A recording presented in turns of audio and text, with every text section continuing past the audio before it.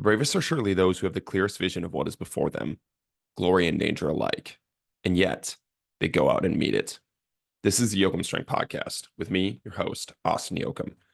And on this episode of the podcast, we have the legends Dr. Tyler Panzner and Pedro Do Amaral. Tyler has his PhD in Molecular and Cellular Pharamacology, where he works with people to optimize their health based off their DNA. And this is his second time on the podcast. And if you guys haven't listened to the first episode, I highly suggest it. It was an amazing one. It was one of our top listens last year of skill acquisition and how to work with DNA and genetic side of things in athletic potential. And Tyler introduced me to his genius of his friend Pedro, who's on the podcast today, who was studying biomechanical science, biomedical science, chemistry, and mathematics. And he's really trying to find the underlying principle of health. His page is full of high-level molecular breakdowns of food and principles of health. And it's just, again, some super high-level stuff from both of them, and neither of them hold back at all on today's podcast. Where they take us down the rabbit holes of food, supplements, and drugs to optimize your performance for sports and life. And it's just really, really cool dudes that just have LeBron-like brains in their heads. And you just hear them kind of geek out on some of the things, and we're just trying to hold on. So get your notepads ready. Really think this is a moneymaker of a podcast with just some really cool dudes. So hopefully you guys get a lot out of it. Thank you guys for listening. Keep chopping wood. Before we hit the intro music, I wanted to introduce to you guys the Yoakum Strength Insider. The Yoakum Strength Insider is our online training platform that takes all of the ideas that we talk about on this podcast and implements them into a program that is available to you at the touch of your fingers. Our goal with the Yoakum Strength Insider is to create better movers, to level up your life, and to move forward from where you are. We do this in a holistic fashion. Not only will you receive a program that has helped hundreds of people become better movers, you'll also receive access to our app that allows you to track everything, has video links for all exercises, and allows you to be in constant communication with the Yoakum Strength coach. Along with this, you'll get our 30-page PDF nutrition and lifestyle guidelines.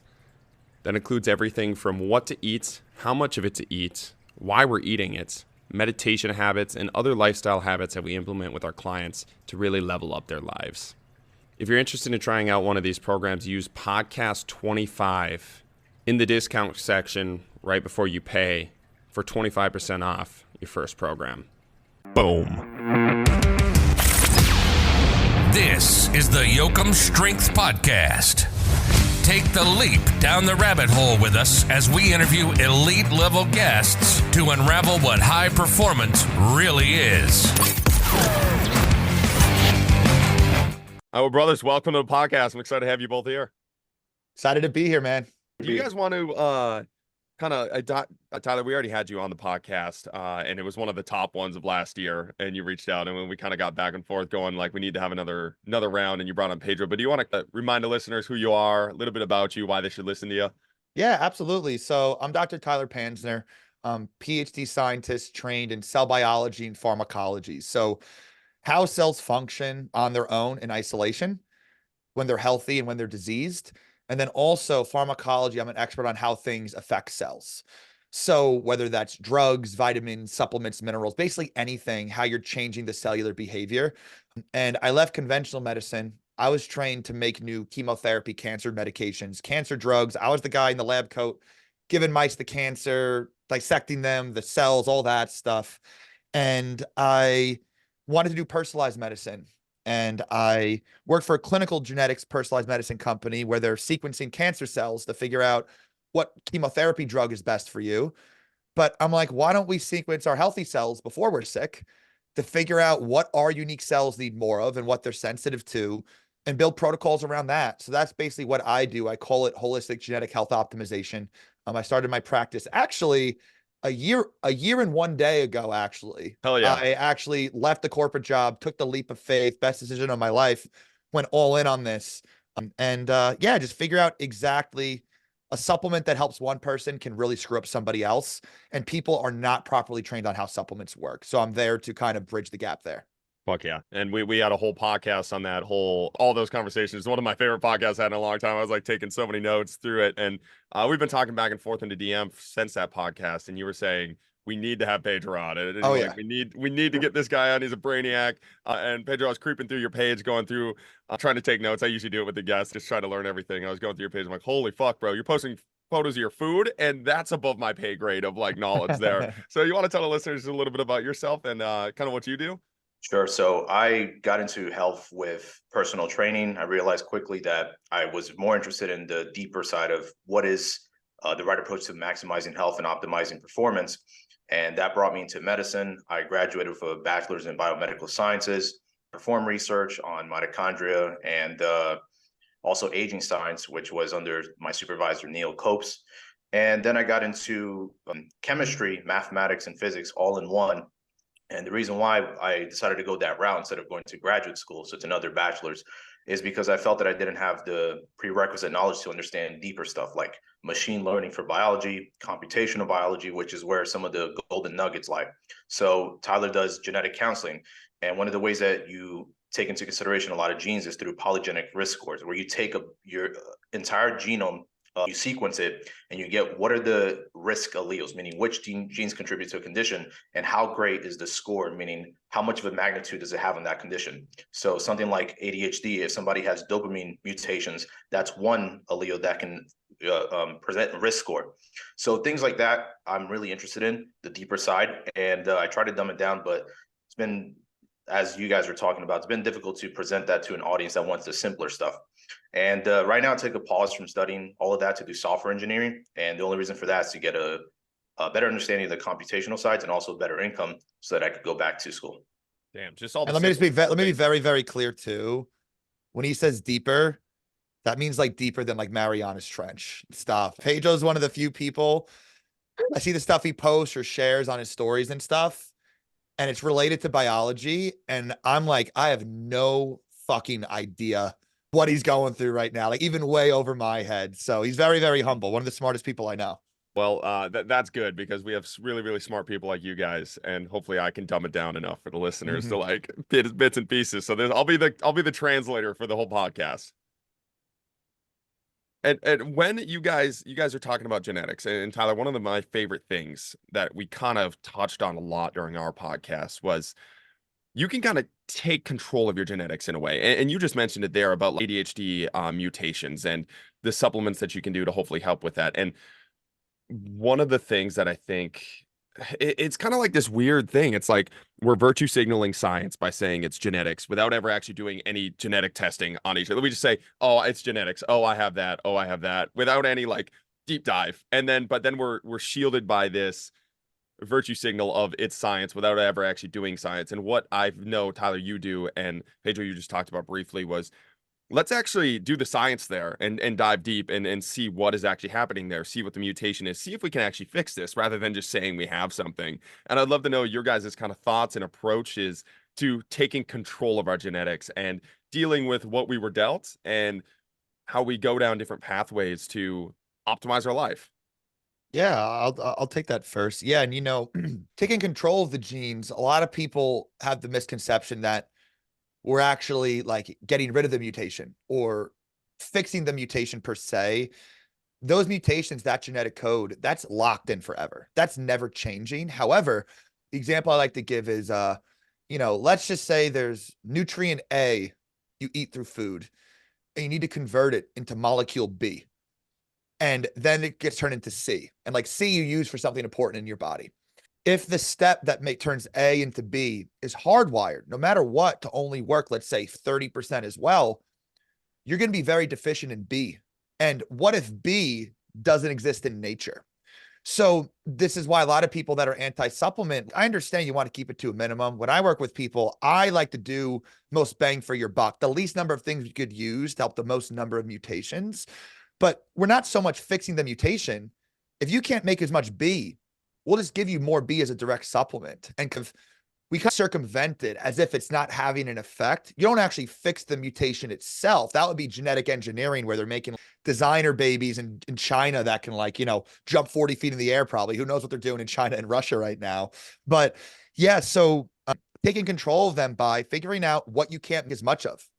Give you more of that. And then on the flip side too, sometimes your body makes too much of certain things that can normally be too much of a good thing, can also be a bad thing. A good example I like to give is sulfur. Sulfur is very, very important for the body, particularly to make glutathione, the number one antioxidant in the body. But you can have mutations that make your cells always pump out a little extra sulfur, and or they break down the sulfur slower. So you're making all this sulfur.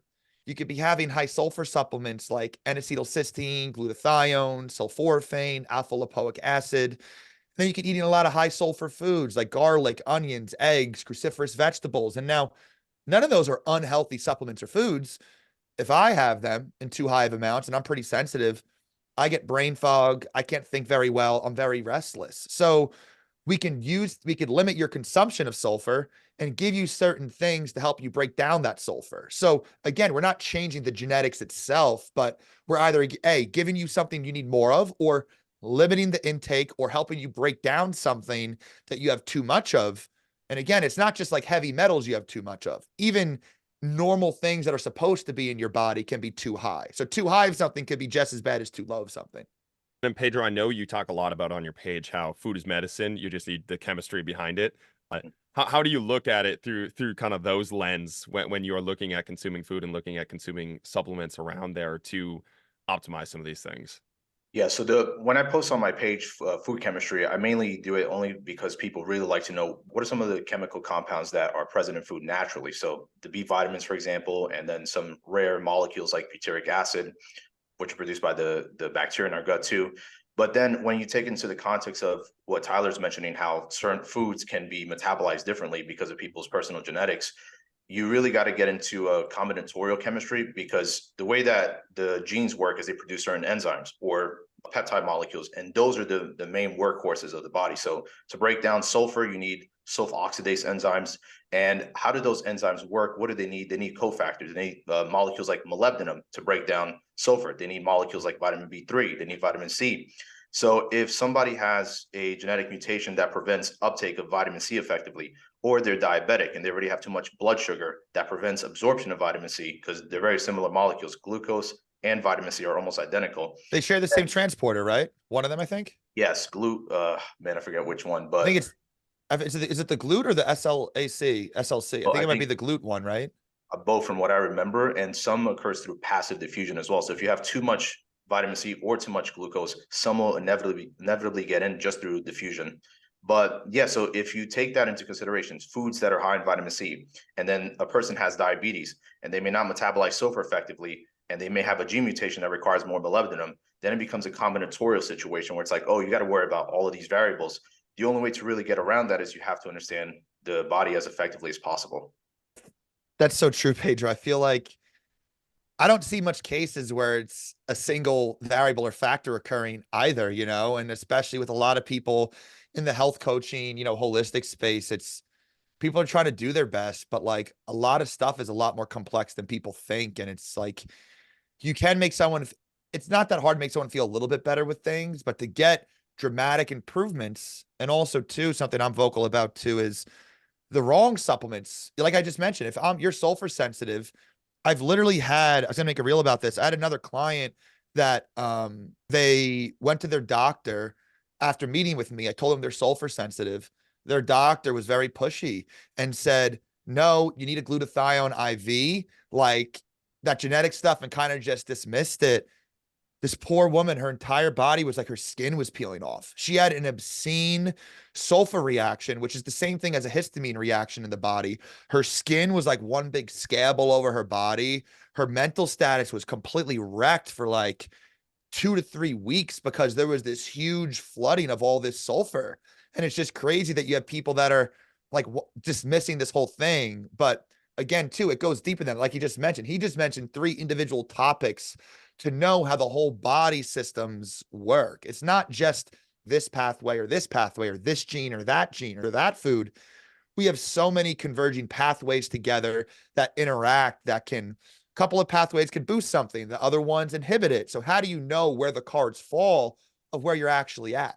One of the things I always think about when you guys go into these deep dives is, why are we so fucked up as like humans? And like, why do we have to worry about all these things? Is it our environment that we're currently living in? Is it that we're not so intermixed compared to, like, let's say humans were created to, like, we're used to being in these environments, or is it just like our genome and it just happens? Like why do we have to worry about all these small things now when it before these options were available, we would have never been able to fix them, if that makes it, I hope that makes sense. But like, Yeah. were we just programmed incorrectly, or is it like we are messing ourselves up pretty bad in the environment that we're at and with our excess of everything to where you can consume that much sulfur to mess yourself up, that type of thing? You can take that one, Pedro, first. Yeah, that's an interesting concept that I've been thinking about a lot more often recently. And the reason is the way that I approach health in the beginning was very optimizing based. So I optimize everything, my environment, the toxins that I'm exposed to on a daily basis, the foods that I need, the nutrients that I need specific for my genotype.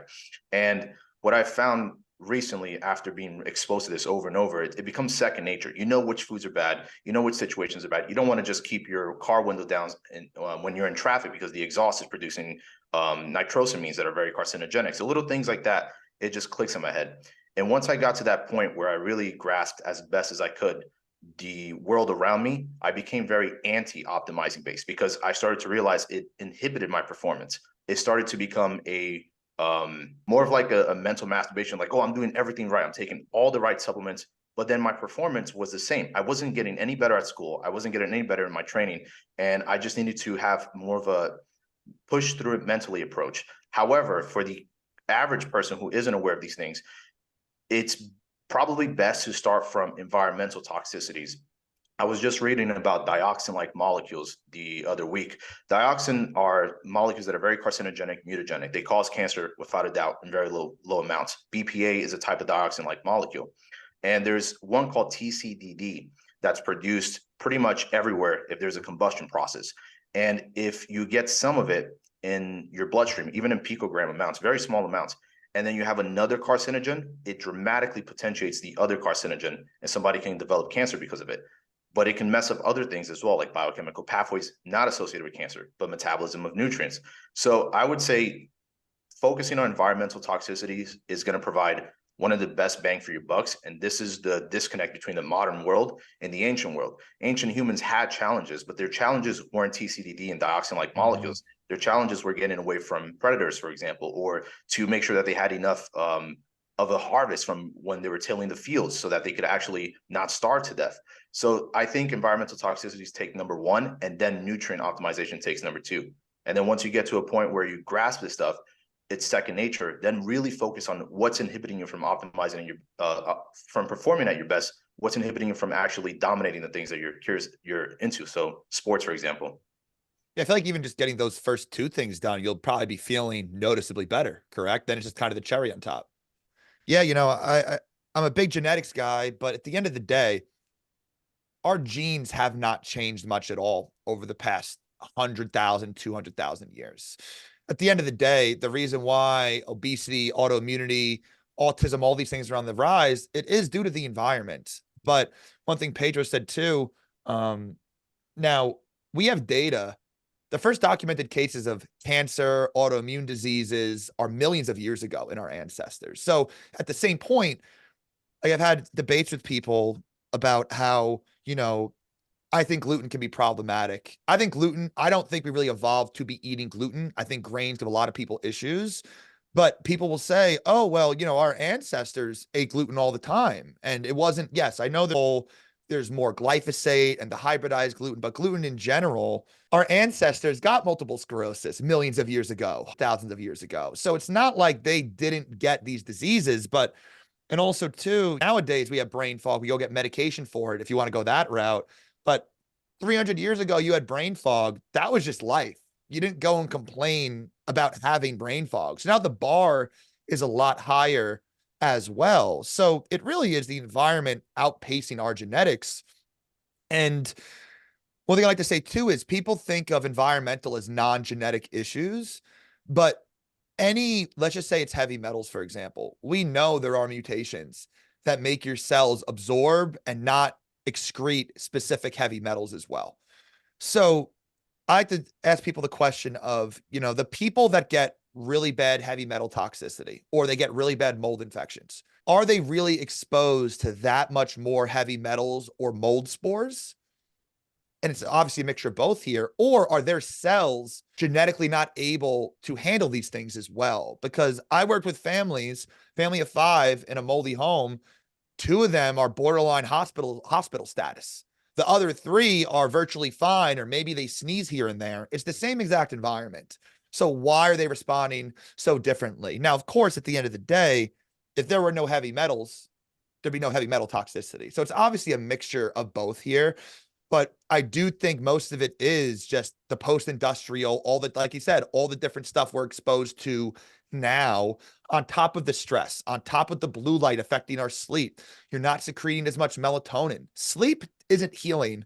The melatonin released due to good sleep is what actually makes glutathione, what repairs DNA and does all these good things. So overall, I think it's definitely the environmental stuff catching up to us now, the food, all these things that are outpacing the genetics. But that being said, I do think it's useful to share.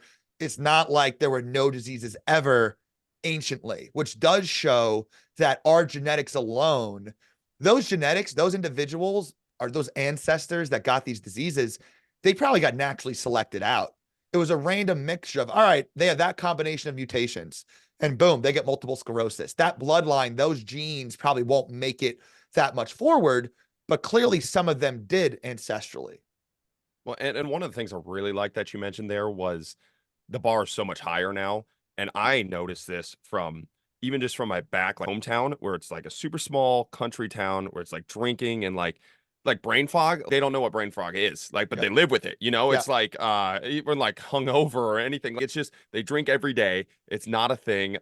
They're reactive, like they don't feel good, but it's like they don't feel good so often they don't even realize what feeling good is. Their That's baseline. exactly, And it's insane when you break out of that and you realize, oh my God, I have had brain fog for this entire time, or I've had super low energy levels for that entire time.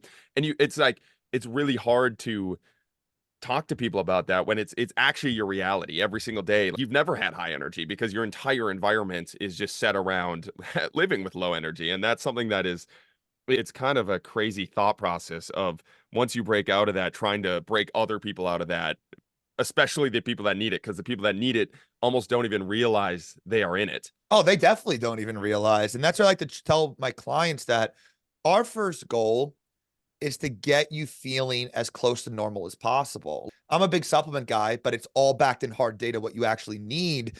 And a lot of people ask, might I have to take all these supplements forever? And I say no, but if you have certain really severe mutations in certain pathways, then yes, you need that special vitamin D form for the rest of your life. But once you get you feeling better, what heals you is rarely what keeps you healthy. Normally, it's more involved to get you healed, but then you can't just back off on things. This is why in the holistic space, you hear people doing 3-4 parasite mold detoxes a year. You detox the mold, you get sick again because the detox gets rid of the mold. But again, it's not fixing, it's not making your cells more resilient.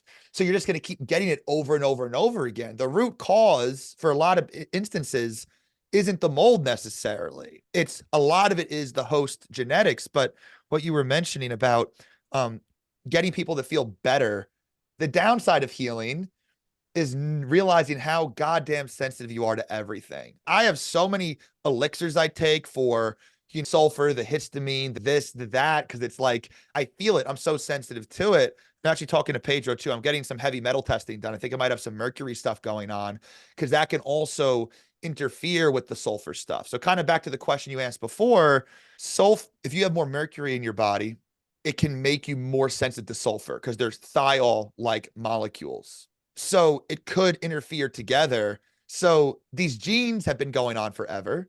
But now with the modern world, add a little bit of mercury toxicity into the mix, that can make me even more overtly sensitive to these things. And yeah, it's frustrating too. You don't want to come across too, when I first started getting going with this stuff, you can see you hear people complain how they're not healthy. And I had to kind of sometimes dial back I know the answer. Because a lot of times the people that are really not doing very well and they're not aware of it, they're not even interested in hearing how they could be better. And, that's why what I do, I think it could help everybody, but not everyone's going to be open to that. You don't want to always come across as, I'm the savior. I know what's better for you. Even though honestly, when it comes to the brain fog and the gut issues you complain about all the time, I think I do know. But again, a lot of those individuals, again, that's their way of living. That's their baseline. If they have less brain fog for a day, to them, they just had a good day that day. And then it's right back to the fogginess. Pedro, anything to add on? I was thinking about what you mentioned with the mercury and the thiols, and I realized when you mentioned probably with your client getting a severe sulfur reaction, if she also has mercury, just like a side note, glutathione is going to bind to mercury because it has a sulfur group. And if you take in sulfur-rich foods, it's going to allow dissociation to the next sulfur molecule, the sulfates that are naturally present in the foods. So it might just dislodge the mercury so that it's free-floating heavy metals and just worsens every possible biochemical reaction. Interesting. So we have a lot of athletes that listen to the podcast. And speaking of like unaware people, the athlete population, especially the college athlete population that listen to this podcast, is probably top tier there. And they're able to get away with so much shit just because they're high, very reactive to things. Their body adapts very fast. What are some things you think these athletes are probably experiencing without even realizing it? And like some things they can take steps on to, one, just pay attention to, see if there is something going on. And two, probably better their performance in life that they're not paying attention to, because I'm just thinking about a lot of my athletes and the things you are doing to your body right now are just so stupid, and you don't even realize how stupid they are because you're able to get away with them in a sense to where you're operating, but you are not at the level that you think you should be at, or you should be at. Yeah, you want to grab that, Pedro? Yep. This is going to be a real left field one, but That's why you're here. There's a molecule in the body called NADPH. It's a reducing molecule. So you've heard of NAD before. NAD gets reduced to NADH. It supports the oxidation redox process in mitochondria, so you make energy.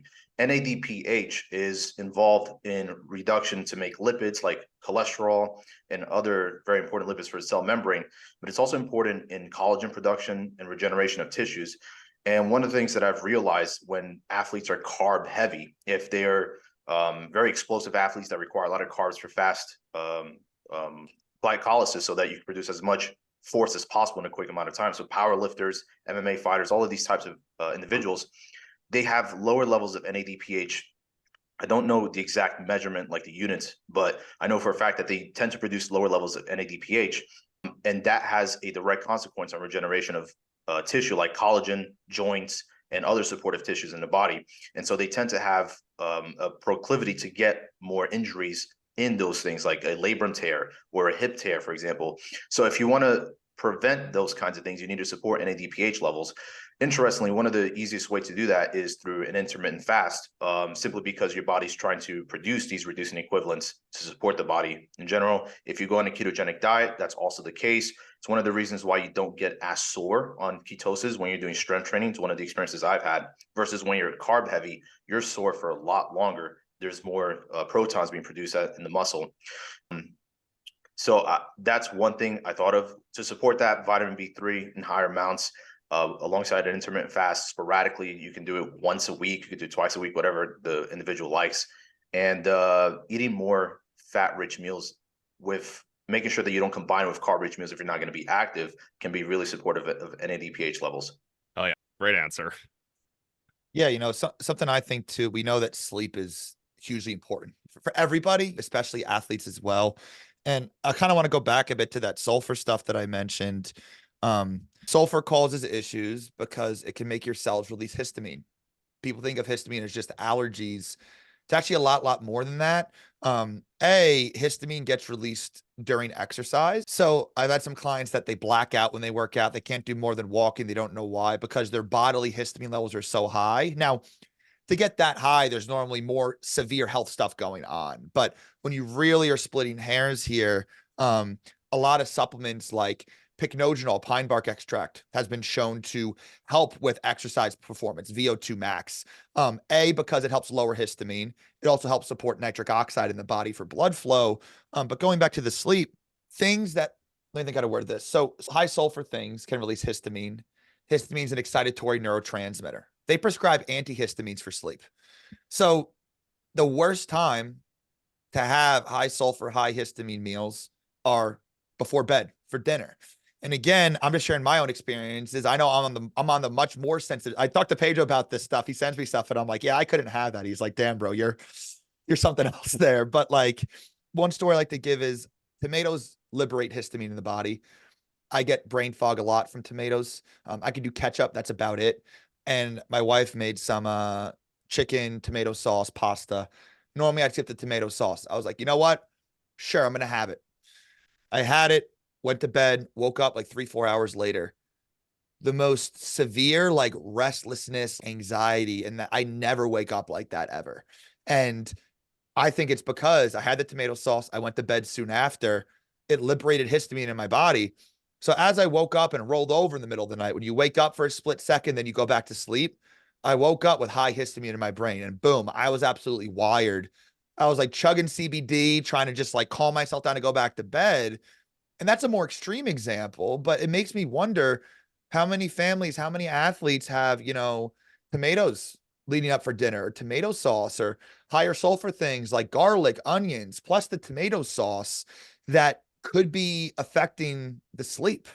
And I've seen that as I work with more clients and I try to give more of those recommendations to people. Of course, the genetics can tell you how sensitive you are to those, but a lot of my clients get improvements by trying to do the lower sulfur and histamine, most importantly in the evenings. And then again, going back to kind of the nitric oxide aspect, nitric oxide deficiencies are linked to not only poor exercise performance, but a lot higher risk for injuries as well. I love agmatine sulfate. Ironically, that has sulfur in it, but I seem to tolerate it totally fine. A very direct nitric oxide booster that and some beta alanine to buffer out the lactic acid. I have mutations that have that. Worked with a couple NCAA, NFL athletes, and ironically, one of them was an offensive lineman, had lower VO2 max. Imagine that, lower VO2 max. You can't utilize oxygen as well in your body. Plus, you're a very big offensive lineman. So imagine how that was impacting his game of just the cardio aspect of that. Working with some hockey athletes, we see that they have a lot of mutations that can't break down lactic acid. We add some beta alanine and boom, night and day difference. They're skating laps around people. Now, a lot of people know beta alanine. It gives that itch and tingling stuff in the pre-workout, but using that strategically on its own, I used to make my own pre-workouts that were pretty much Adderall. Like you felt like you're ready for the club. You were rolling on some of this shit. Like, it was a really good time. But nowadays, exactly, the DMAA and stuff. Yeah. And but nowadays with the supplements I'm taking, I don't need more energy, but I like having that to help with the lactic acid because I don't break that down as well. And that made a huge difference for me. Some of these things, do you guys recommend something for athletes like a food journal or something to track to where they can find connections between like, hey, every time I eat a tomato, this happens? Like, well, how do you guys, like, if you're going to work preliminary with an athlete, obviously the genetic testing too, but if you have somebody like that, are there things that you guys are tracking to where if they are noticing things? Because I know like there's so many athletes that just like they get anxiety and they'll never connect that. It's just like, I have anxiety. Well, that's not just athletes. That's like everyone else. That's too, true. That's a really good point. You got to know what the dots are to even begin to connect them. And that's what I try to do with people I work with. Right now, I'm not doing full-blown meal plans. I plan on having a nutritionist on board eventually that could take. So what I do is basically say, I usually see, I'm throwing out numbers here, 3 to 5 mutations in the sulfur pathway. You have 11. So you're very sulfur sensitive versus if you have 2, I don't even mention it to you. But I'll let you know, here's some higher sulfur foods that I see give a lot of people issues. And I'm very clear. These are not unhealthy foods. So we got to go one step further. And then I give some lower sulfur options. And I've had clients say, oh, I saw that broccoli and Brussels sprouts is high in sulfur. I have that every night for dinner. I don't sleep well. I wake up with brain fog. They end up switching to, squash and cucumber, low sulfur. They just make that simple shift in their dinner. And they're like, wow, I sleep noticeably better. I wake up feeling a lot better throughout the day.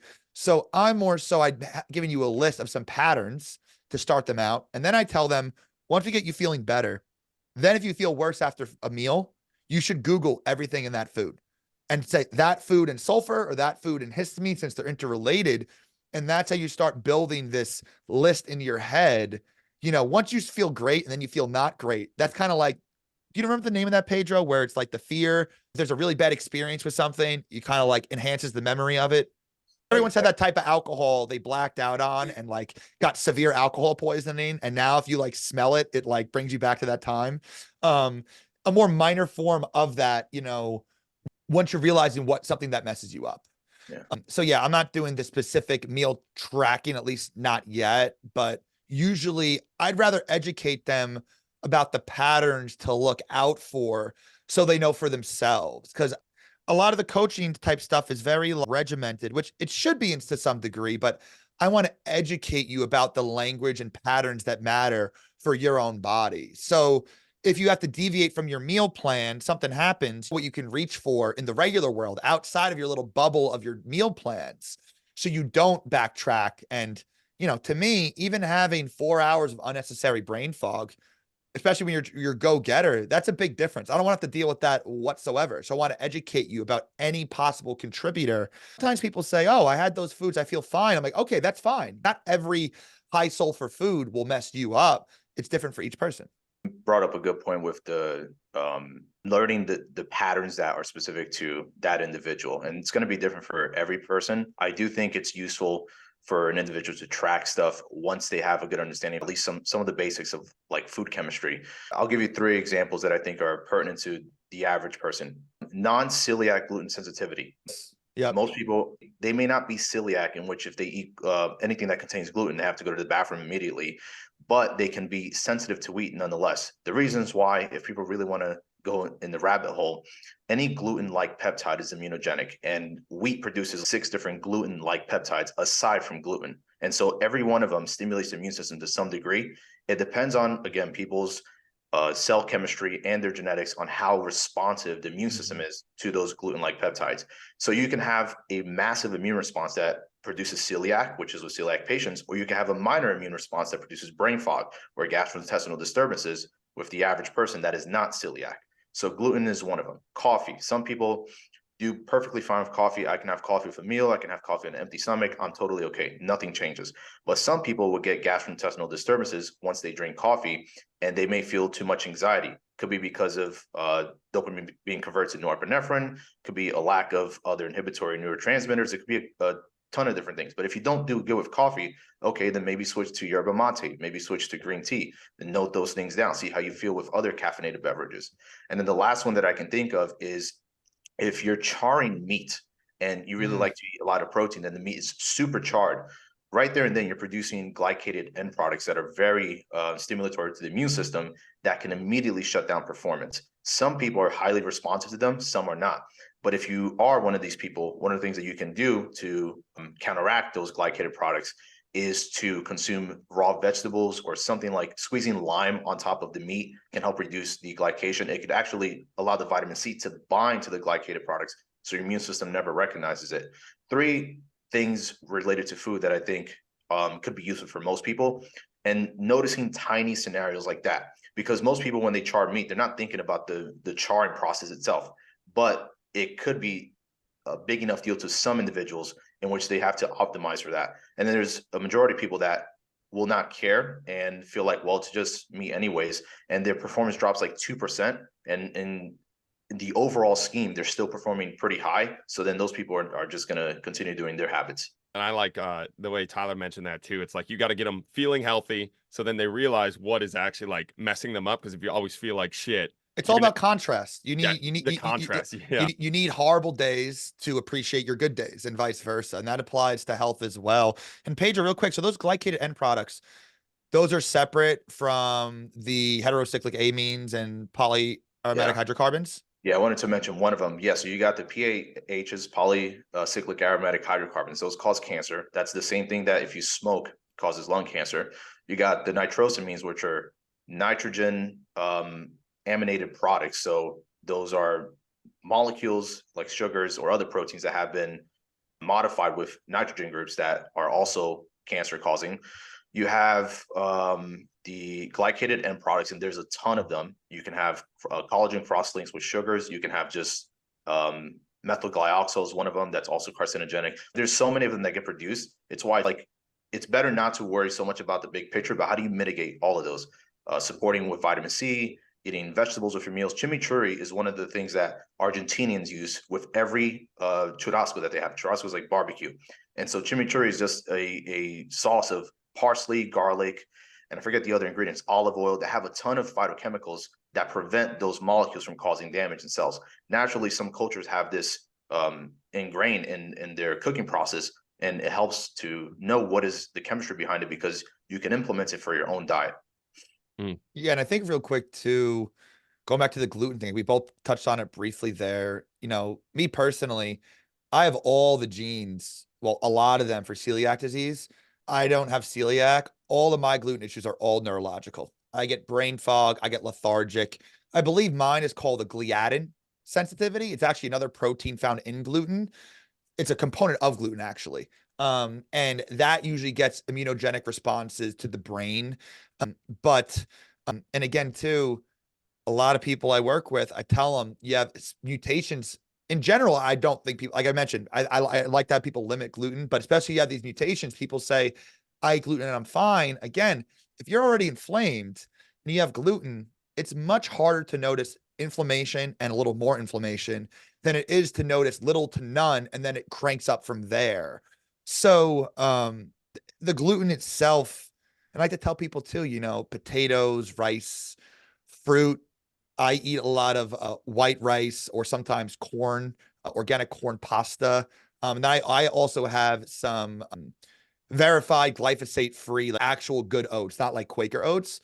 Those are my carbohydrate sources, and I feel great on them. You know, white rice is delicious, you know? So to me, it's not so much whether or not it's messing you up, but how much. Because as much we're trying to be these health gurus and stuff, like I'm also a regular person too. And like I understand we're not all going to be perfect all the time. I drink less and less nowadays, but when I do, I don't drink for nothing. I do drink to feel something. I had 2 glasses of wine last Saturday. I had negative intrusive thoughts all day on Sunday. And I'm like, well, that sucks. But like, you know, I did it because I'm a human. And it's like, we're all gonna have gluten again. And it's like, it's all about pros versus cons, because you could make the same supplement or food. You could make, if you know enough, you can make it look like God's gift to earth, and you can make it look like absolute poison. Within the same day, you can make content about each of those once you really understand, because you could find mechanisms for anything.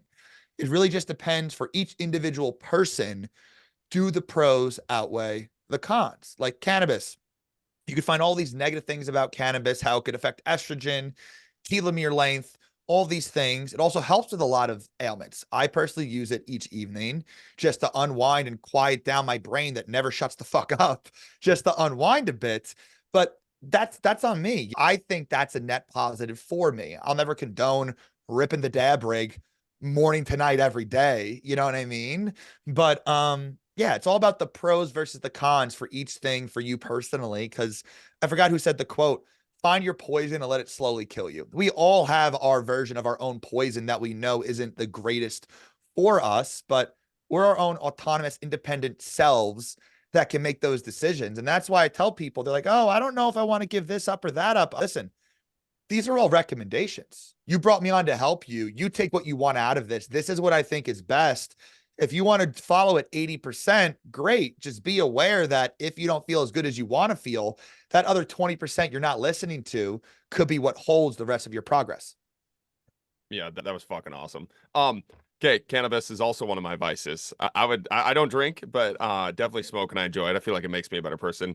I would like to know your guys' thoughts on because there is so much shit out there on cannabis. Like it's either the miracle drug or the devil. And there's no in between. I'd like to know your guys' thoughts. So one of the things that, and like I'm struggling, I'm going back and forth too. It's like, fuck, do I smoke? Do I not? Like I feel like a better person, or like I'm happier or more creative sometimes, but then I also have definitely a dissociative factor like the next day where it's like, holy fuck, that was all just a movie. Like, I'm not there for like fucking 8 hours of what just happened there. So I'd like to know your guys' thoughts. Like, educate me a little bit. What's kind of your approach? Well, first off, I do not think it's good for the developing brain. Looking back, I first tried smoking when I was in like 10th grade. I actually got caught the first time I smoked. I got ratted out, which was absolutely stupid. I was getting like drug tests at 15 because I'm like, Mom, I tried smoking a joint, but like, you know, whatever. So I didn't really start using cannabis till the very, very tail end of college. So I'm very fortunate for that, because I do not think using cannabis, middle school, high school, I think that is definitely not the move at all. But again, I do think that the dosage matters a lot. Genetics matter a lot as well. That whole endocannabinoid system is often mutated in a lot of people. I have mutations there. So these endocannabinoids, like our body's own version of THC. THC just happens to fit into a whole system we have in our bodies. It's not just magic. A runner's high is actually your body making more of these endocannabinoids. So technically speaking, that runner's high or that euphoria you get at the gym, molecularly speaking, it's a marijuana high, because it's the same receptor getting activated there. My system doesn't work as well. So I think that's one of the reasons why I take CBD every day. I take that before I use cannabis. And have you ever heard of moose filters? I've not, no. So the cannabis smoke, I talked to Pedro about this. It's not even in the same ballpark as cigarette or tobacco smoke with carcinogenicity. It is an irritant. And I think, were you saying the tar, Pedro, that was the most detrimental part of that? That's always it. Anything Yeah. that is smoke. Yeah. So these moose filters, actually, mine's coming in the mail today. I'm excited to try it out. They have carbon filters and corn-derived filters it's like a mouthpiece. They have fittings you could do for joints or for a bong or whatever, and it filters out all of the tar and everything. Like really like a nano filter for that. Makes it a lot smoother. You could see after one usage all the brown, yellow stuff that it captures.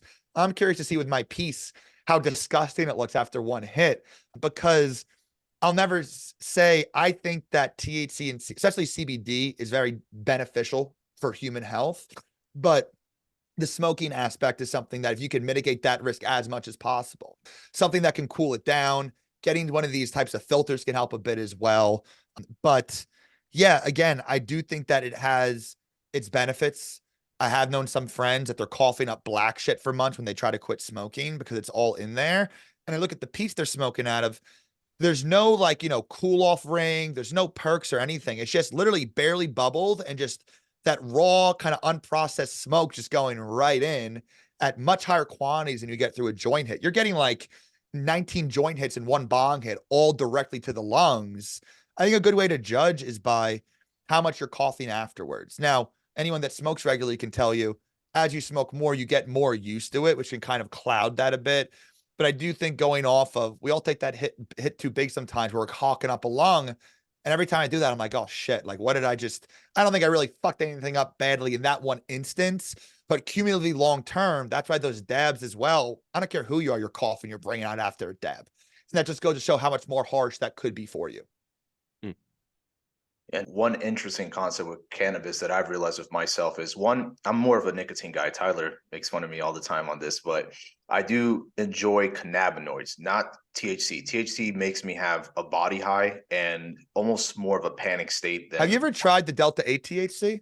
I haven't. You got to try that. That one, honestly, that Delta 8, that one little shift in the methyl group. My favorite high is the Delta 8 THC edible. I don't do them every night. You build up a tolerance quick to them, but like, bro, night and day difference with all the negative effects, the paranoia, the tachycardia, the racing thoughts, all those things are like 95% dialed down. But as I'm trying to corrupt Pedro, but continue. No, I'll give it a shot. I have no problem trying a Delta 8 THC alongside DMT. But yeah, cannabis in general, with cannabinoids, I feel very good on it, nervous system wise. It calms my nervous system. I feel like I can contract muscles better. That's something interesting that I've not felt with any other substance. Well, interestingly, the endocannabinoid system actually feeds into BDNF. So I think the BDNF promoting motor function, motor neuron growth. I've noticed that as well. Well, at least I think we spoke about this on the other the first appearance, Austin, how after I do like a macrodose trip or something, for several days, a week after, the mind muscle connection is absolutely through the roof. So I take CBD each day. So like a more minor version of that, but I think it's that endocannabinoid BDNF motor neuron, neuroplastic effect there. With that effect, the only time I've noticed that is with an oil called RSO oil, which is something recently that I've tried. What was it called? Called RSO. Rick Sampson's oil. Yes, there we go. And it's just cold press cannabis, and depending on the farm and how they produce the cannabis can make a huge difference.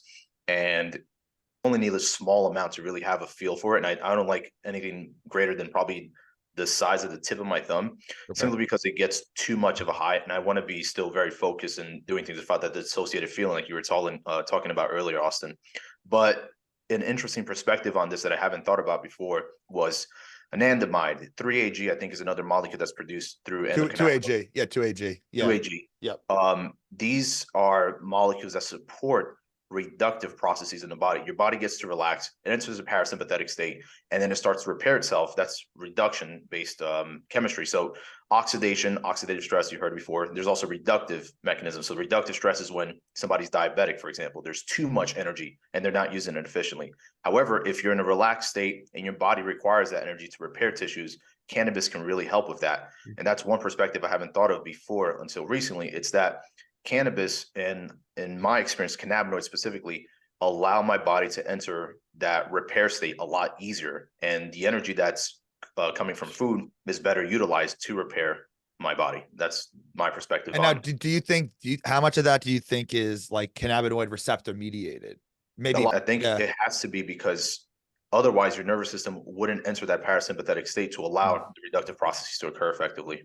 And then, okay, a couple questions I got still on that. What about the whole estrogen thing that is being pushed by kind of the biohacking community? How basically you're just going to turn into a girl, basically. Like that's their whole, like, I don't know if you guys have been on that side of Twitter, but it's like if you smoke, you're just a femboy. Like, that's their whole like thing with it. And it's like you know, it's like an 18-year-old running the account, but I know that has pushed a lot. Well, it's even similar. Like I saw Andrew Tate had a comment about that. Like, why would you smoke this or that? And there's different types of people that are using cannabis. So I'm sure there's a lot of people out there that are using it as an absolute escape. I hate my life. I need to just feel normal for right now before I come crashing back to my shitty reality. I'm a pharmacologist for a reason. I think drugs are amazing. They benefit my life in so many ways, but I use them as an enhancer or tool for self-discovery or for creativity, not as an escape. Now, you know, does that mean I haven't had a shitty long day and I'm like, oh, can't wait to smoke today? I'm human, you know what I mean? But like, I'm using these things with intention. And yeah, again, you could find harmful mechanisms. You know, Doc Amen is big on just cherry picking stuff too, how it could affect blood flow to the brain. So there's all these different mechanisms that are true, but then what about all the stuff that shows it lowers interleukin 17 production, which is responsible for autoimmunity? That's what's able to help for so many autoimmune diseases. What about the fact that CBD shoots up BDNF? CBD grows brain cells. There's studies that have literally shown neuroplasticity occurs through normal, like we're not talking about astronomical chug a CBD bottle amounts, like normal amounts around, I take around 100 milligrams of CBD each evening. And that is enough to induce neuroplasticity. For all those negative things there, you see what I'm saying? You could find the negatives here and they shine the spotlight on that. Look at this negative thing to try and get clout, this or that or whatever. But I could find so many other beneficial mechanisms. And again, my testosterone levels were through the roof when I got my blood work done most recently, and I use it each and every day. So depends on the individual, of course, but yeah, is that true in isolation? Yes. So are all these other things. So if you're using it each day and you notice your life is better using it each day, and you're not doing these insane dosages all day, every day, perma-stoned, and you're not torching your lungs and trying to mitigate those risks, and you're over the age of, I'd say at least, hopefully 20, 22, like, so you're past that developmental period, I don't have a huge issue with that. I know exactly what you're talking about now, Austin, and I've played that meme before to Tyler. I sent them the meme of there's a pyramid, and the pyramid is the level of enlightenment in terms of spirituality that a person has. And they start with cannabis, then they go to DMT, and then the ladder up is black coffee and cigarettes. And that's the peak of what I'm talking about, right? That's the peak of enlightenment. And the perspective on that is men back in the day used to smoke cigarettes and were productive. Like a nation was built on alcohol. It wasn't built on marijuana. And then so they take that and they hypersensualize it by saying cannabis makes you weak and docile, which to some extent, I know what they're talking about with the high that your body feels. You feel relaxed. In the moment. Yeah. I mean, because no one's, like they say, everyone's fighting on booze. No one's fighting when they're stoned. Exactly. And but I'm not putting myself in any environment where I need to be an absolute savage when I'm stoned. There you go. So it's a centralization of the effects that cannabis produces, and nonetheless, the medicinal effects are still there. You could flip the argument and say that nicotine is the worst thing for human because it causes lung cancer. It can cause the defective effects on dopamine. There's many different things that nicotine can do, and yet there's the medicinal effects that it helps with Alzheimer's, it helps with choline production, it helps with choline signaling to help you relax and focus. So I don't see it as that big a deal. There's athletes clearly dominating on cannabis. There's people that smoke L's all day long, and yet they still get things done. I think it really comes down to the type of person you are. Nicotine has to be the biggest 180 I've ever seen of any supplement in my entire life. I can't tell you how many times growing up it was the most demonized thing of all time.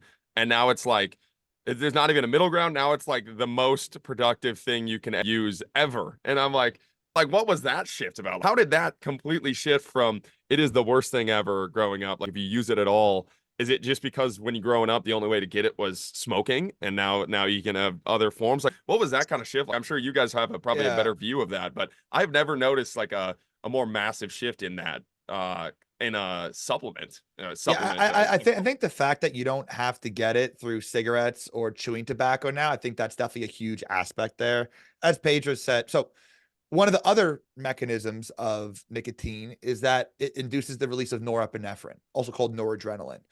So that's why you can keep working. You know, that's why that with a coffee, cigarettes and coffee, that's why you're fucking buzzing, because you're combining these effects.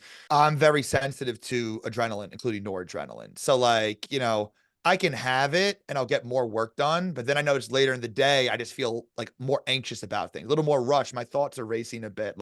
If I'm going out and I'm having a couple of drinks, I'm hitting someone's vape, I'm not thinking twice about it. It's all about the dosage here. But yeah, and even with COVID-19, there's a lot of stuff with that as well, the antiviral effects as well. I think Pedro shared some stuff about that. But yeah, I think a lot of it has to do with the route of ingestion that's available now. I've been dealing with symptoms related to long COVID, something that I really did not take seriously until it happened to me.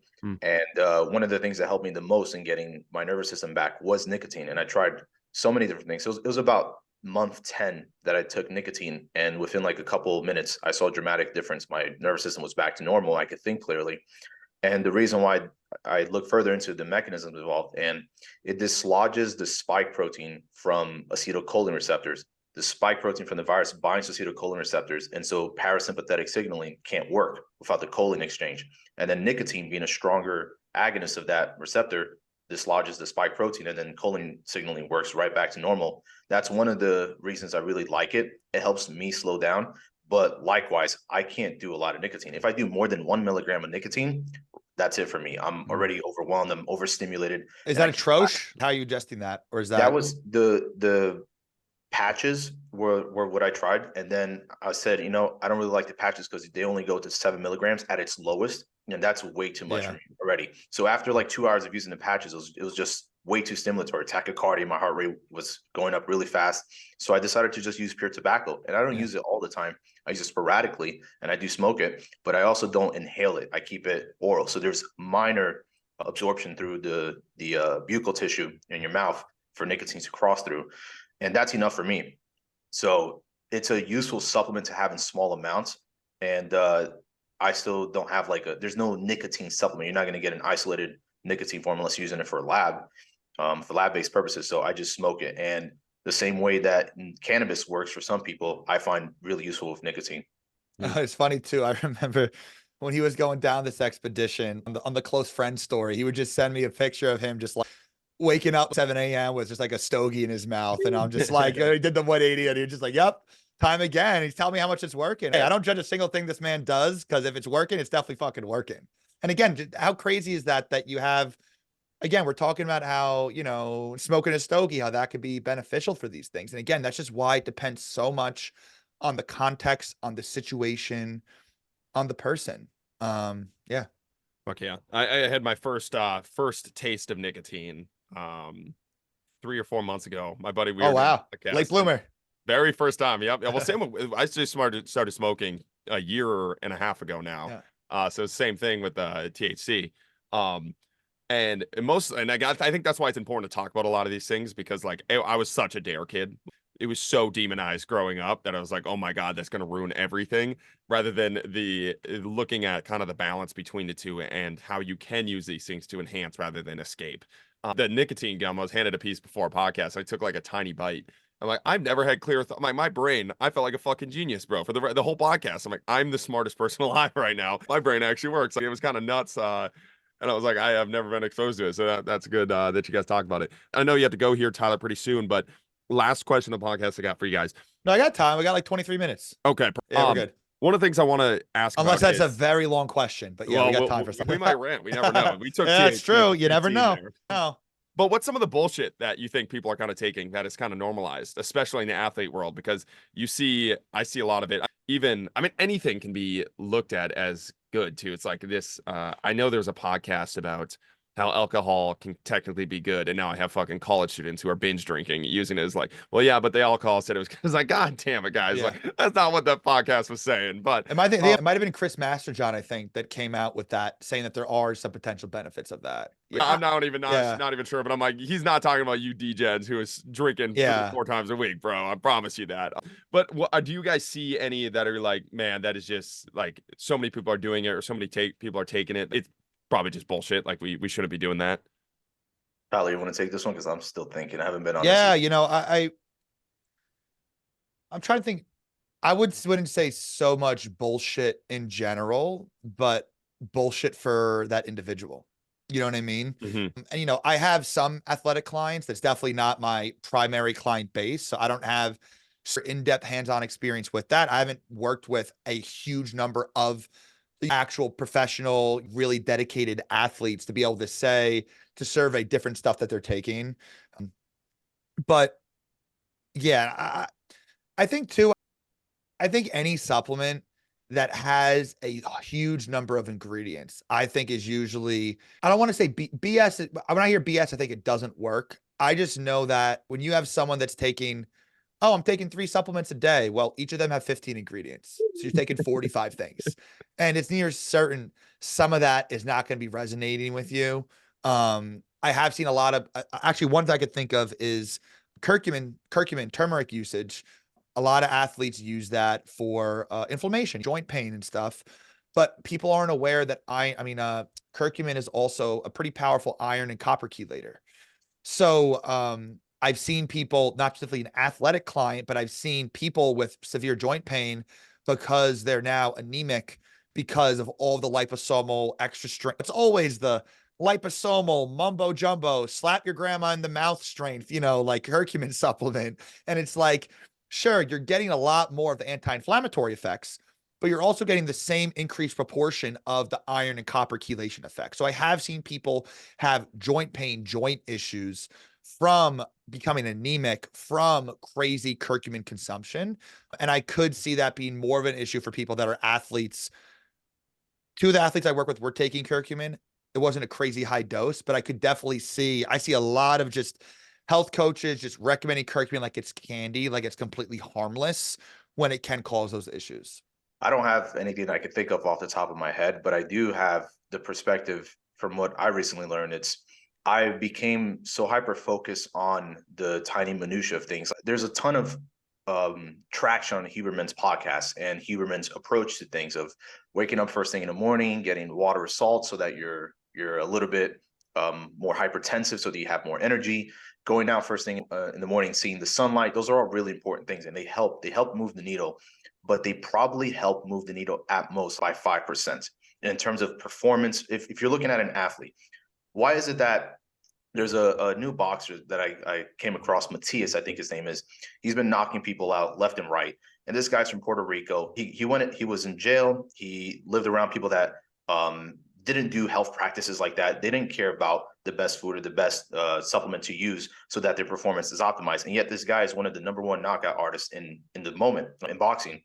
And he doesn't really consider things like which foods work best for him or which supplements work best for him. And yet he's performing at such a high level and winning and dominating the sport.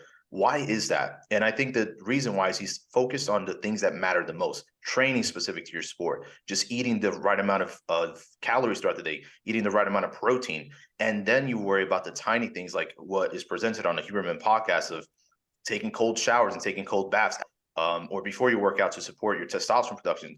But if you hyper focus on the minutia and you forget the macro level picture of what you're trying to accomplish, I think that could take you away from what you're trying to do in the first place. And you become a health optimizing guy, but you don't really get the wins that you're looking for with health optimization. That's the one thing I can think of. Yeah, and I think even that worrying, that obsessing over things, your cells are always listening to every thought you have, always, and they're changing gene expression dynamically to every thought that you have. So yeah, I could definitely see if people are worrying, actually worrying, maybe not having panic attacks over it, but worrying about if they're doing the right thing or not, hopping around all these different tips and tricks and biohacking things. I could definitely see that being detrimental. I feel the best I've felt. I take the lowest number of supplements I've taken in like many, many, many years. I figure out what works with me. It works. Like I'm doing what I've built my life. So I'm doing what I love each and every day. And yeah, there's stress here and there, but like I make sure I hit my training hard every morning. I need to make sure I'm doing that. And, you know, I eat well. I just started doing one of those meal prep companies that are pre-made. So like it's seed oil free, preservative free, but you know, it's chicken, rice, broccoli, this and that. And like right now, my time to me is more valuable. Am I eating the absolute perfectly dialed in food chemistry, Pedro approved min max diet right now? No. I feel great. It saves me time. And I know eventually, once I have more time back and I have more money to invest in food and stuff, that quality will improve over time. But I'm still I'm infinitely closer to the perfect diet than I am to the standard American diet. And I'm not stressing so much that, yeah, oh, I had the one meal that didn't have any veggies in it this meal. You know what? I'm not stressing about it because I'm doing all these other things right and keeping my nervous system regulated. God, I mean, that's something that this is like, it's turned into a meme, and it's so funny because people come into the page, just like, if they come into it that way, they like rage about it. But like, I've been memeing like recovery and become anti-recovery and anti-sleep strictly to emphasize the point of what you guys were talking about. It's like, you have to have the big things in place first. You have these kids worrying about what supplements to take. Dude, you've trained for 1 week. Like, Yep. like you got to train. Let's start there. You know, like we're just so ass backwards in it. And it's almost like it's virtue signaling, and it's a meathead way to say it. And that's why it's like you have to have that tough balance of having the knowledge, of understanding these pieces, because you don't want to just go full meathead. I think that's why we got to where we got, where everything is optimizing. The only thing that matters are these small pieces, is because for so long we didn't have access to these things. We didn't know these things. It's the new shiny object. It's the new shiny object. And Yeah. before it was all just fucking run your head into the wall. This is the only option. But now it's like, what do kids need more of? It's not listening to, and we met Huberman at the MAPS conference and gained a lot of respect for him, just hearing him talk in person. And like, I'm like, oh my God, this guy's a very legit, genuine. I think it's very easy to like, and I was definitely in that boat. Like, you would hear it. And I more hated the biohackers that listened to him than hated him, you know, like, it was like, because he's spending his so much time researching these things and discussing these things, and has a massive net positive, making people interested. Yeah. I understand that part. But then you have the dude eating Oreos and like whatever, like in the sauna, the skinny fat dude that's preaching that you need to do all these things because I heard it on this podcast. It's like, bro, you're missing the big picture here, which is like, well, that's like all the memes about the people with all the different lifting gear and stuff. Then you have the jack dude with his gallon of just water showing up in a wife beater and just putting in the fucking work, you know, like I've been applying these principles and mind muscle connection to my training for, I don't even know how many years. It's been 15 years at this point. And it's like, yeah, I learn incremental things. I hit different fibers better, this and that. And you can enhance things, but it's just the volume of work, but also the quality of the work. Regarding Huberman too, like I don't listen to any podcast really, but like I respect Huberman. He's very intelligent, but over the past few years, as I learned more stuff as well, I realized he's just another fucking guy. And I mean that with the utmost respect. But things he shares on there, my first debunkings might be respectful debunks of Huberman, because A, I know that'll perform well, but B, a lot of people would listen to that. For example, demonizing melatonin supplementation for everyone, which I do not agree with whatsoever. And he's a neuroscientist, and he covers a lot of bases. And sometimes I think he oversteps his expertise a little bit, but he means it I don't think he's trying to push any agenda. He means well with that, but He's just a regular guy that reads a lot of studies, has this notoriety. He is not a god people try to make him out to be. What he says isn't always the best thing, especially for you, the individual person listening to it, that takes that as gospel, as biblical texts, and has to go and parade it around to every single person you've known and care about as if that's the only way, just because he has this platform. Yeah, I agree. Yeah, philosophically too. Nietzsche talked about like you kill God and you replace it with what, but it's like we have no belief system. So it's like the first person that can offer an answer to us is becoming that Holy Bible rather than, oh, that's Yes. just a really smart dude with good intentions that can be wrong, or not Yeah. even wrong, but just not right for me. But because we don't Yeah. have anything as a society to look up to, whatever that belief system is for yourself, it's Huberman, it's Athlean X, it's Seedman, it's all these random like Yeah. things that can become. And we get so lost in it to where there is, I think Peterson actually said this the other day. Like, one of the death of God led to the death of science because of that. And now it's like instead of actually looking and being grounded in something, and I'm not saying God is the answer to be grounded in, but at least as a community, we have us be grounded in something. We're not even grounded as a nation or anything. No, I think I'm in my, I have this in my course. I'm going to start talking more about this, whether it's religion, spirituality. I call it signaling. It's a placeholder name right now, but when you believe in something, I remember when I was like in Sunday school as a little kid and they were all singing and praying, I felt this like buzz in my body, like this like little bit of like euphoria. I think I'm calling it signaling right now.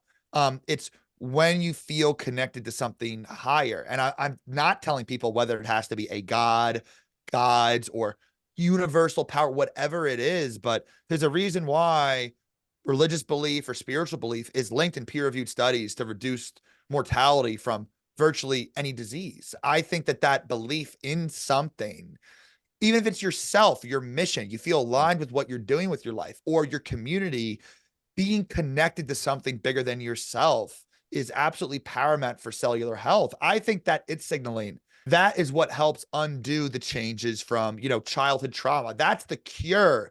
The it signaling is what undoes the epigenetic changes that happen due to trauma. That's why a lot of people, they have horrible upbringings, addiction, this and that. They find solace in religion and they're born agains.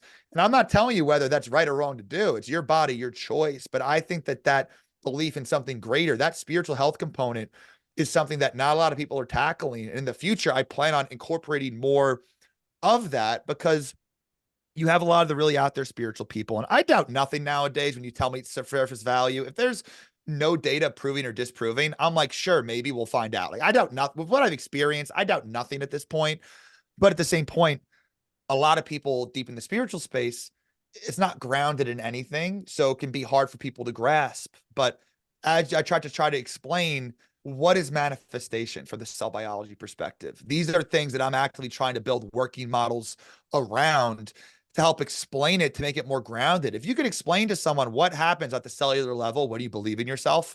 And they could hear about all these mechanisms and stuff, they're going to be much more likely to try and believe themselves when they're explained on what's actually happening on the back end. Instead of trust the universe and you'll be given everything you desire. It's like, sure, bro, like, I'm the type of guy, I'm like, I subscribe to that now, but I also know a lot of other back end things. So it's hard for the regular person that's stuck in a rut, because that's why some people, I help a lot of people with anxiety and depression, getting them off of their meds onto natural things. Some of them within a day or two, they're on the right things. They're like, this is the best I felt. You cured me. Other people, this is rare. Sometimes if they don't really feel much better, all your blood markers are improving, all of these things. And I asked them about their past, their upbringing, and they mentioned there's a lot of trauma involved. And I'm not trained to handle any of that. But that's why I think down the road, this multifaceted approach of someone like me for the supplements and guidance for nutritionists to then take over. I'm not going to be the nutrition guy, but having the guidance based on the genetics with someone that can handle more of, the psychiatry type stuff. But same point, you don't want to go to therapy if you have a bunch of if you have a bunch of BDNF mutations. Therapy is going to be a lot harder to change your world because your brain isn't going to grow these new connections. So that's why tangent here, but all these different assets together, that's what health really is. It's just difficult when none of this is covered by insurance. More cooks in the kitchen, that's more money you're paying out. We got to make a living too. And that's where it's difficult trying to figure out how to structure this to get to the masses. And that's another reason why I have all these crazy ideas, but in practice, logistically, there's a reason why things may not be how we want them to be right now.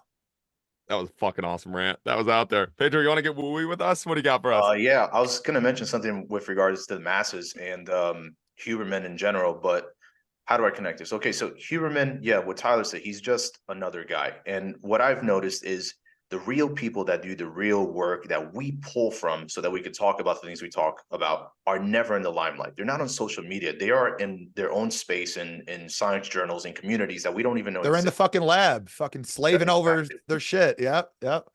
Those people also have a collective mass kind of behavior, but they're more distinct. And what I mean by this is they're more looking to prove themselves wrong with other scientists about their findings so that they're as right as possible for the sake of being correct. Whereas in social media, the collective behaviorism is more of who can engage with who. Huberman is out there. He has millions of people that engage with him on a daily basis. Should all of those people engage with him and give him advice or tell him things that might help his podcast, might help his delivery, might help his message? I don't know. And that's one of the things that I've been thinking about is when people get together, their behavior changes in unique ways. On YouTube, it's a totally different platform. People on YouTube are more of providing feedback on important topics. When you watch a YouTube video, your attention is for 10 to 20 minutes because that's the average YouTube video length. Whereas on Instagram, it's about a minute or less because that's the average length of your attention on Instagram. TikTok, similar thing. Behavior changes in a collective way.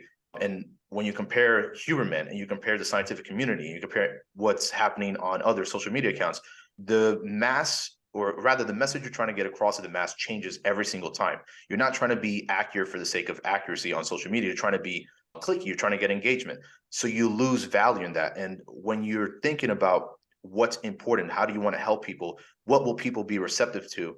It changes on a collective behavior setting. So are you looking to deliver the message that Tyler delivers about personalizing genetics and improving your health through a scientific means? Then you have to go to the scientific community. Are you just looking to provide the main keys, the main takeaways in a clicky way that people will be interested in? Then you do that on Instagram. You lose something in each setting. And that's what I'm trying to get across is depending on where you're trying to share this message, you can provide it more value or you provide less value. Well, on that note, I'm excited to get into YouTube too, because it's brutal. People really expect Facebook is the worst out of all of them, I've noticed. And people want me to educate them about a gene, tell them if they have it, give them all the solutions in 90 seconds. And they're like furious and fuming in the comments if I'm not. So yeah, YouTube seems like the promised land, honestly, for more longer format type stuff. Do you love Twitter, Pedro? I can't, I never have a little bit to say. That's the hard part. So it's hard for me to fit into the tweet itself. So yeah, YouTube is really nice. I've been started up this year, and it's really because you can just press record, like you said, and can just explain something, just like a podcast, but you can just talk rather than trying to like. I hate being under the knife where it's like, all right, I got to press. I got 1 second left. Where do I trim it? This or that? Yeah, because then a lot of my posts, none of it's it's me just talking off the cuff, but each sentence, you got to make sure it like flows well. So then sometimes it could come across as I want to make like people like the podcast stuff because it's just me talking like this, not like, I'm more like matter of fact on the phone. That's how you need to be to convey the level of the quantity of information and value that I'm conveying in one of these reels. Like you got to talk kind of quick and you got to kind of just be on the mission, it comes across kind of salesy, even if I'm not even selling, if I'm just educated, because it's you got to fit it all in there. I think Pedro's, some of your stuff I could tell you, like, it sounded like you sped up the audio like 5-10% just to fit it all in there, because we have so much to say. Yeah, I've stopped altogether for the past couple of months for that reason. It's like, I don't want to continue going about Instagram with these short salesy like reels that capture barely any attention. And for what? Like, really, whose life have I changed? A lot. Do you remember the last reel I made? Probably not. Do I remember the last tweet that was really important to me that I could recite off the top of my head? Probably not. But I do remember the last study I read and why it was important, because the points in there were so important to what I was thinking about, left an impact. And so I'm thinking about how do I reach people as effectively as possible? And I'm starting to realize it's more through YouTube. It's more through just scientific communication and less through Instagram. And I'm curious, what was that study? You just mentioned the wheat, regarding wheat, the genome of wheat having 6 different gluten-like peptides. Oh, send me that. I'd love to read that one. Is that a new paper or you just found it recently? No, it's an old one on PLOS genetics. Gotcha. And one of the things before we go, we'll finish up here. I know you got to go in 3 minutes.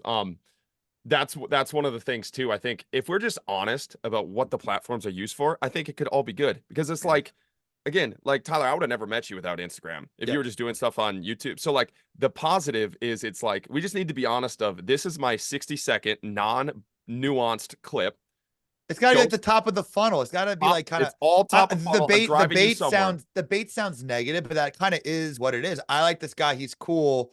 You dive deeper into some of these other things. Yes. That's how I'm starting to view it as well. Yeah. Yeah. And I think we just have to be more honest, and as consumers too, just understand that that's what it is, and then go and actually dive deeper into this stuff. Because I truly believe if you're using social media the right way, all platforms can be a net positive. There are more people asking more questions than ever before about this stuff. Whereas like before, like they weren't doing any of it.